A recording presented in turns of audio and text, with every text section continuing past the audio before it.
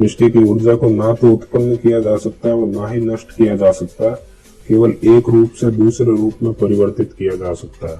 आपको इस तरह की काफी वीडियोस मिलेंगे, लेकिन सब में एक चीज कॉमन रहेगी, इनमें मोटर और एलईडी बिना किसी बैटरी के चलती हुई नजर आएगी। तो आइए जानते हैं कि इनके पीछे का राज क्या है और अगर ये पॉसिबल है तो कैसे। तो चलिए दोस्तों,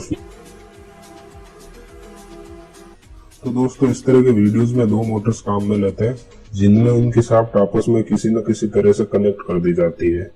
कुछ वीडियोस में आपको शाफ्ट पुल्ली के थ्रू कनेक्ट की हुई मिलेगी, तो कुछ वीडियोस में इन्हें डायरेक्ट कनेक्ट कर दिया जाता है। फिर दोनों मोटर्स के तारों को आपस में कनेक्ट कर देते हैं। फिर जब शाफ्ट को हाथ से घुमाया जाता है तो ये जो मोटर्स है वो कंटिन्यूअसली रोटेट होती रहती है और इसके आउटपुट साइड में एक एलईडी भी लगाते हैं, तो एलईडी भी कंटिन्यूअसली ग्लो करती हुई दिखाई देगी। और दोस्तों, वीडियोस में आपको कहीं भी बैटरी नजर नहीं आएगी और दोस्तों ये लोग दावा करेंगे कि ये मोटर 2-3 घंटे बाद भी स्टॉप नहीं होती। तो दोस्तों, इस तरह के वीडियोस में आपको बताया जाता है कि इनमें से एक मोटर जनरेटर की तरह वर्क करती है, जिसको घुमाने पर पावर जनरेट होती है और उस पावर से दूसरी मोटर रन होती है। फिर जबकि इनकी दोनों शाफ्ट को आपस में कनेक्ट कर दिया गया है, तो मोटर के थ्रू वापस जनरेटर रोटेट होता है, जिसके कारण दोनों मोटर्स कंटिन्यूअसली रन होती रहेगी और हमें कंटिन्यूअसली पावर मिलेगी। तो दोस्तों, मार्केट्स में जो मोटर्स अवेलेबल है उनकी एफिशिएंसी 80 to 90% के बीच में होती है। आप कुछ भी कर लो, 100% एफिशिएंसी की मोटर बनाना इम्पॉसिबल है। और ठीक ऐसे ही जनरेटर में होता है, जनरेटर की भी एफिशिएंसी 100% नहीं हो सकती।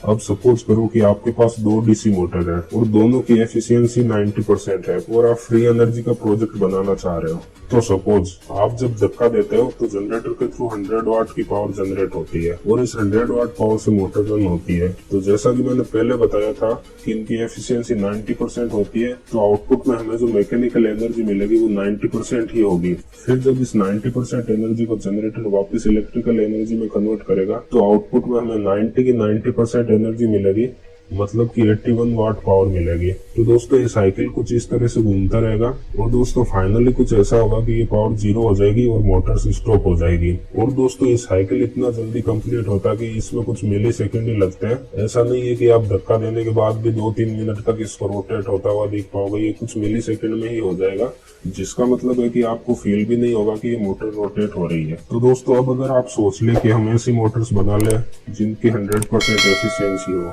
जो कि बिल्कुल भी पॉसिबल नहीं है, फिर भी हमें कोई फायदा नहीं मिलेगा, क्योंकि दोस्तों इस कंडीशन में भी मोटर्स में जो फ्रिक्शन होगा उसके कारण मोटर्स ज्यादा देर तक नहीं चल पाएगी। और अगर फ्रिक्शन भी रिमूव कर दें तो भी ये केवल एक खिलौना ही बनेगा, क्योंकि हम आउटपुट साइड में कोई भी एलईडी नहीं लगा सकते।